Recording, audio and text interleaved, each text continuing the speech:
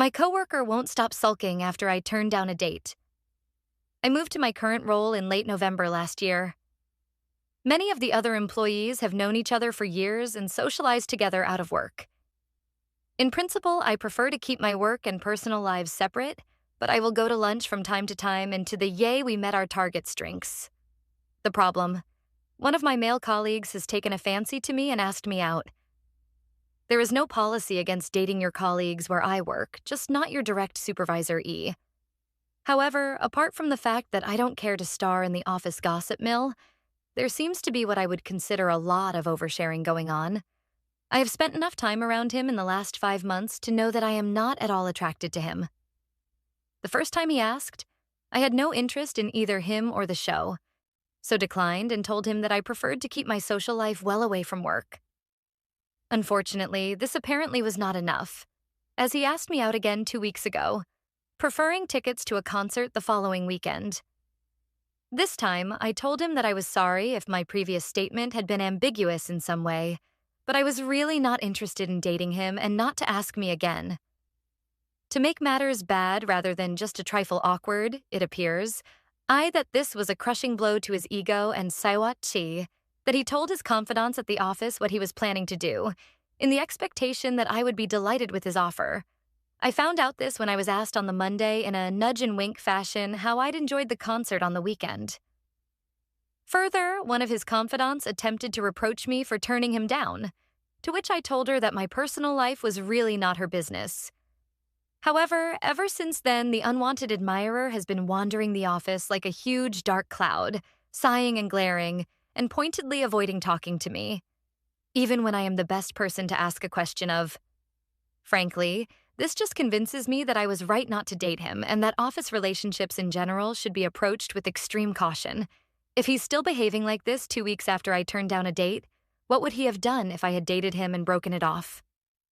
However, we still have to work together, and our mutual boss, who has been out on leave, will be back next week and will want to know why he is behaving like this. I realize that the action to which I feel most inclined, whacking him about the head with a file and yelling, "Pull yourself together," would not help and would probably get me fired. What alternatives do you suggest? Update. December 21st, 2010, 7 months later. Idiot Boy and his idiot friend were spoken to by our mutual manager. Idiot Boy seemed to cool down a bit and decided he would speak to me but not chat.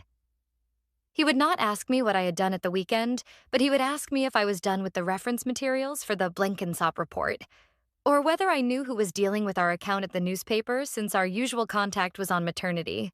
That kind of thing. Fine with me. Sadly, his idiot friend could not accept this and attempted to corner me in the ladies' toilets, where she said to me that she couldn't understand why you won't just date Idiot Boy.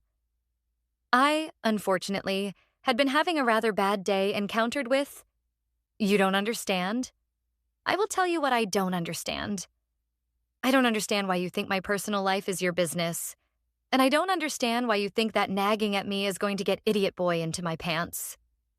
And by God, if I hear one more word about it, I am going to file a formal written complaint against the pair of you."